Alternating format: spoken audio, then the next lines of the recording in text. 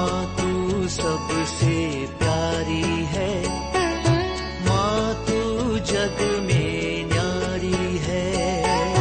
माँ तू सबसे प्यारी है, माँ तू जग में न्यारी है।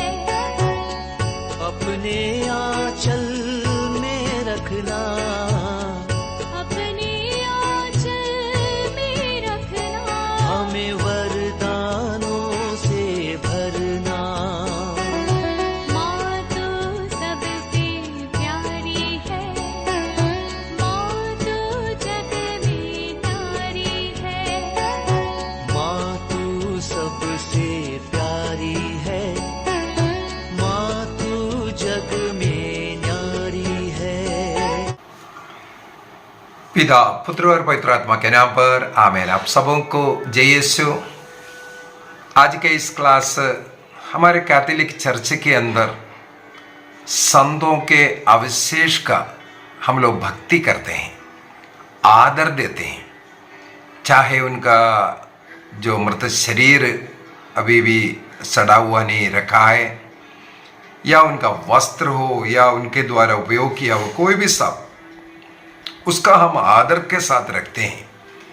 इसके पीछे का कारण है, इसी प्रकार प्रभु के मार्ग पर प्रभु के अच्छा कार्य कर करके मरने वाला एक व्यक्ति, उनके हड्डियों को, खबर पर पड़ा हुआ हड्डियों में बड़े बड़े चमत्कार, ये हम पवित्र बाइबल में भी पढ़ते हैं। इसी से संतों के रेलिक्स, अवशेष का भक्ति का एक कारण बना है। केवल इतना ही नहीं, बाइबल के अंदर ऐसा कई उदाहरण हम लोग निकाल सकते हैं जो पवित्र जीवन जी रहे हैं, प्रभु के चुने हुए व्यक्ति। चाहे उनका हाथ रख करके किसी के लिए प्रार्थना करे, उसके द्वारा चमत्कार होता है। वो जहाँ कहीं भी जाते हैं, उनका केवल छाया किसी के ऊपर पड़ जाए, उनको चंगाई मिल रहा है। तो ईश्वर ऐसे लोगों को कुछ मटेरियल थिंग्स को इस्तेमाल करते हुए अपना कार्य कर सकता है, ये हम लोग बाइबल में पढ़ सकता है। इसलिए कैथोलिक चर्च संतों के अवशेष का आदर करते हैं, भक्ति करते हैं, क्योंकि प्रभु उसके द्वारा कुछ संदेश सुनाते हैं। सबसे पहला उदाहरण मैं राजाओं का दूसरा ग्रंथ, उसके अध्याय 13 वाक्य 20 को पढ़ते हुए उठाना चाहूंगा। वहां पर हम लोग देखते हैं नबी एलीशा के विषय में। एलीशा की मृत्यु हो गई और वे उसे दफनाया। वसंत ऋतु में मोवाबी लुटेरों का दल देश पर छापा मारा करते थे। किसी दिन लोग एक मृतक को दफनाने जा रहे थे। उसी समय उन्होंने लुटेरों के एक दल को आते देखा। तब वे उस मृतक को एलीशा के कब्र में ही डालकर भागे। लुटेरों को देख करके जो मुर्दे को दफनाने के लिए गया था, उन्होंने देखा लुटेरा आ रहा है, तो उन्होंने उस मुर्दे को, जो एलीशा का कब्र था जहां एलीशा को दफनाया था, वहां रख करके उन लोग भागे। तब क्या हुआ, जैसे ही उस मृतक की देह से एलीशा की हड्डियों का स्पर्श हुआ, मृतक जीवित हो गया और उठ बैठा। पवित्र बाइबल में बताता है कि एलीशा, नबी एलीशा का हड्डियां उनके कब्र में पड़ा था। उस हड्डी में या उस कब्र का हम लोग मानते हैं, उसमें जब एक मृतक को रखा, मृतक जी उठा करके। इसी प्रकार यदि हम लोग प्रेरित चरित अध्याय 19 को पढ़ेंगे, प्रेरित चरित एक्ट्स चैप्टर 19 वाक्य 11 और 12 में पढ़ना चाहूंगा। Acts chapter 19 verse 11-12। ईश्वर पौलुस द्वारा असाधारण चमत्कार दिखाता था जब लोग उसके शरीर पर रुमाल और अंगोछे, उसके शरीर पर के रुमाल और अंगोछे रोगियों के पास ले जाते थे तो उनकी बीमारियां दूर हो जाती थी और दुष्ट आत्मा निकल जाते थे। पौलुस के शरीर पर से रुमाल हो या उनके अंगोछा हो, रोगियों के पास लेकर के जाओ, पौलुस को भी जाने की जरूरत नहीं। केवल उनका शरीर का रुमाल या अंगोछे रोगियों के पास लेकर के जाते, रोगियां चंगाई प्राप्त करते हैं और अपदूत ग्रस्त चंगाई हो रहा है, अपदूत निकल करके जा रहा है। उनके शरीर को स्पर्श किया हुआ रुमाल में, अंगोछे में इतना अधिक शक्ति, ये प्रभु का कार्य है। एक और उदाहरण प्रेरित चरित्र का ही उठाते हैं। प्रेरित चरित्र उसके अध्याय 5 वाक्य 15 में, एक्ट चैप्टर 5:15, वहां पर लिखा है पेतरुस के विषय में, लोग रोगियों को सड़क पर ले जाकर खटलों तथा चारपाइयों पर लेटा देते हैं ताकि जब पेतरुस उधर गुजरे तो उसकी छाया उन लोगों से किसी पर पड़ जाए।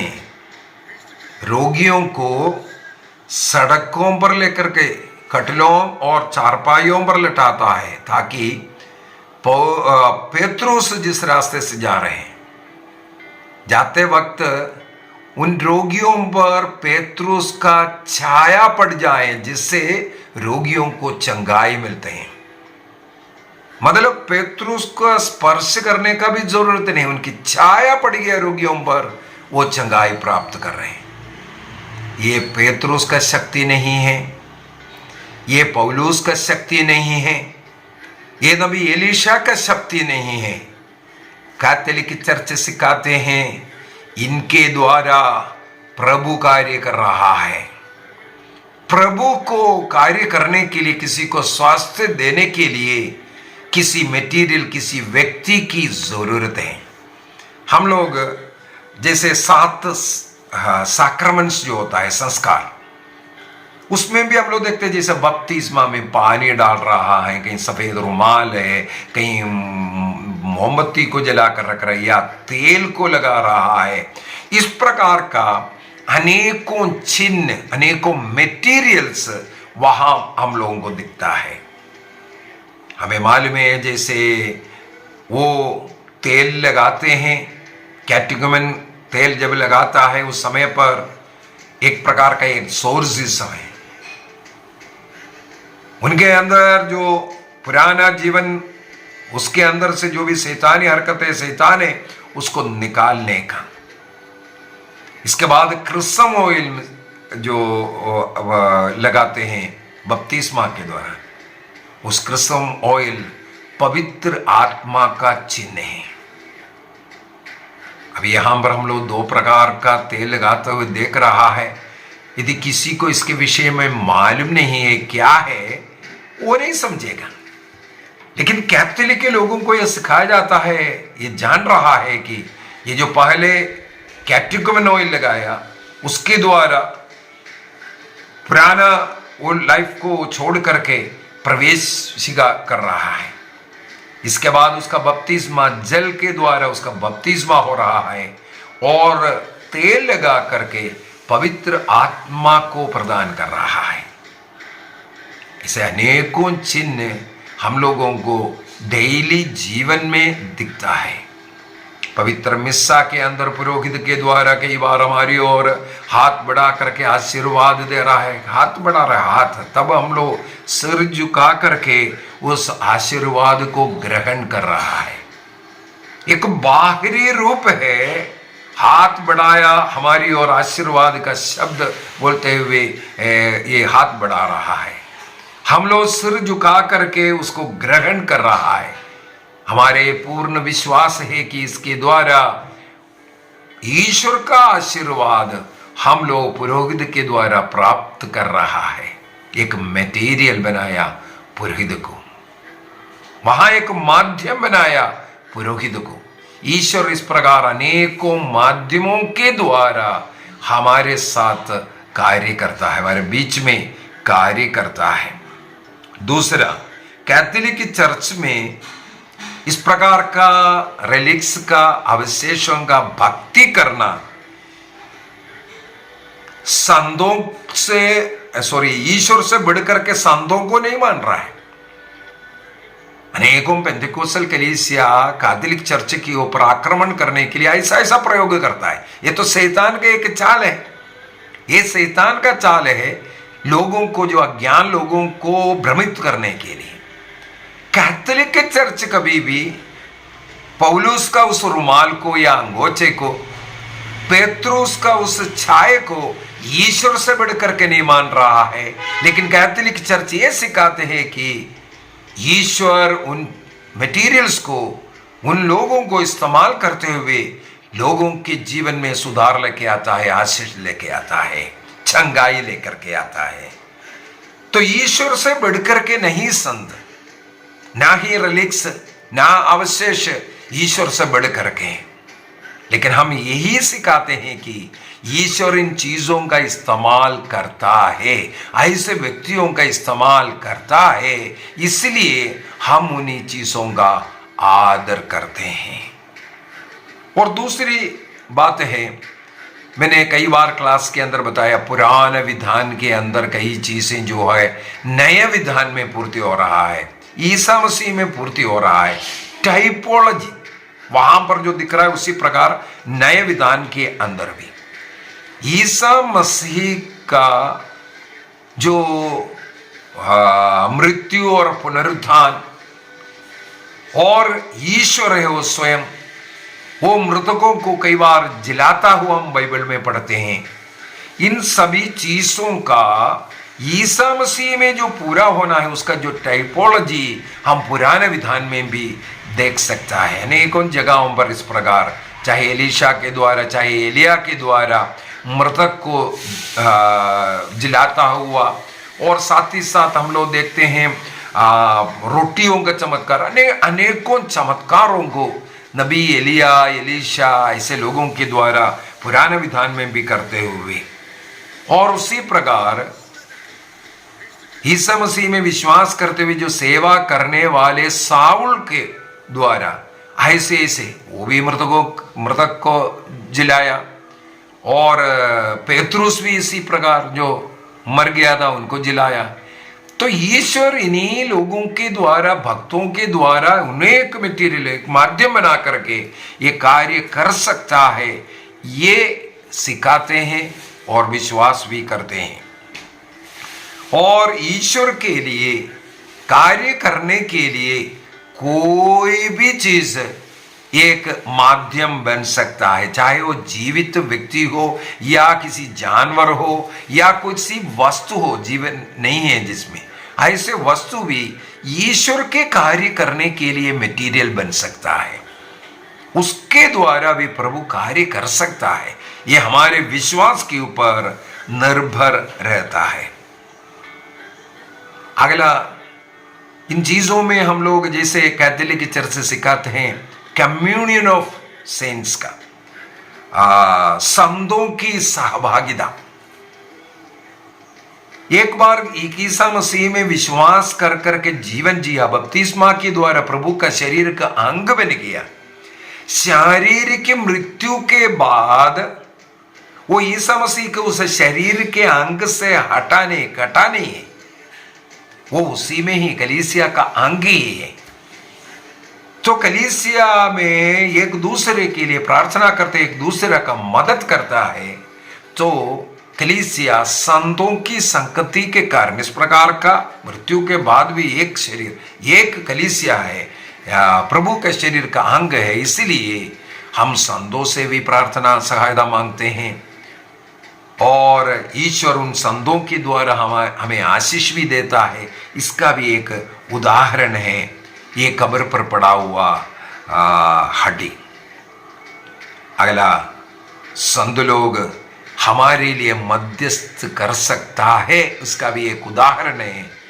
चाहे पेत्रुस के शरीर पर से जो अंगोचा रुमाल चमत्कार दिखाया, या पेत्रुस का पौलुस के शरीर से जो लेकर के गया जो रुमाल है, अंगोचा है, या पेत्रुस का जो छाया पढ़ करके रोगियों का चंगाई प्राप्त करना, इस प्रकार संत लोग हमारे लिए मध्यस्थ है, कार्य कर सकता है।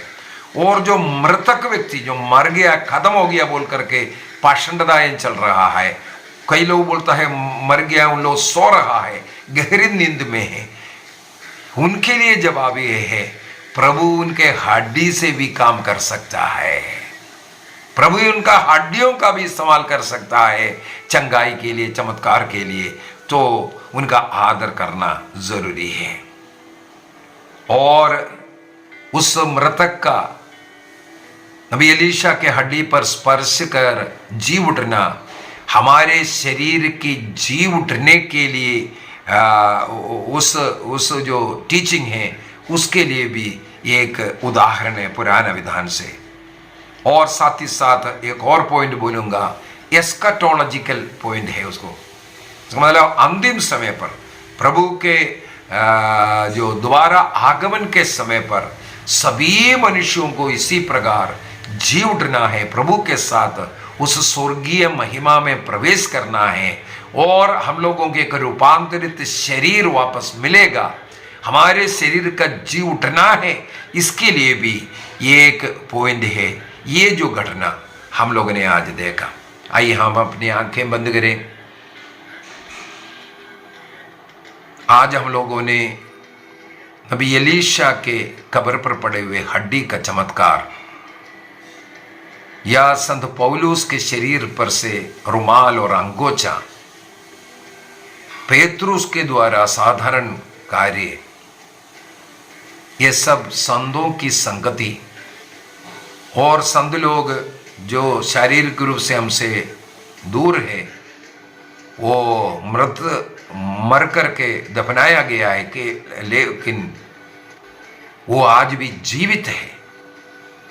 यूहन्ना का सुसमाचार अध्याय 11 और 25 में प्रभु कहते हैं, जो मुझ में विश्वास कर कर मर गया वो मरा नहीं, वो जीवित है। हमें ये विश्वास करना है उनके द्वारा प्रभु कार्य कर सकता है। इसलिए जो संत लोगों का कोई भी किसी भी प्रकार का अवशेष है उसका कलीसिया आदर करती है। प्रभु हम सबों को आशीष प्रदान करे, पिता पुत्र और पवित्र आत्मा के नाम पर आमीन। आप सबों को जय यीशु।